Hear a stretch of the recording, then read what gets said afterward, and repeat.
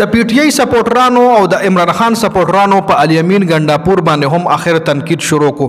په کوم خبره په تنقید کړي دي مکمل تفصیل در سره شریکوم. ځکه پی ټی آی چې کوم کې پی کې حکومت ته ای په یو دو اخبارونو کې د خپل کارکردګۍ د یوې کال کارکردګۍ اشتهارات چلولې دي جی. نو په دغه اشتهارات باندې د پی ټی آی چې کوم کارکونان دی په تنقید کوي. په کوم خبرو لومړی خبردار چې په دې اشتهار کې د ګنداپور تصویر شته او د عمران خان تصویر پکې ولې نشته. کې پی کې ګنداپور ته حکومت ملو شوی د عمران خان په وجه ملو شوی. نو په دې اشتهاراتو کې د عمران خان تصویر ولې نشته. دویم تنقید دار چې الیمین ګنداپور وای د مریم نواز په نقش قدم روان شوی دی. مریم نواز هم د کروڑونو روپو اشتهارات چلای په اخباراتو کې په رسالو کې او دغه رنګ الیمین ګنداپور هم شروع کو. نو کومګه په مریم نواز تنقید کوو په الیمین ګنداپور باندې به هم تنقید کوو د پی ټی آی سپورټرانو ویل دي. دریم تنقید په دې خبره کوي چې کوم اخباراتو کې پی ټی آی د اشتهارات چلولې دي نو دا اخبارات خو د پی ټی آی خلاف وو. دي اخباراتو خو د پی ټی آی خلاف مواد راغلي دي.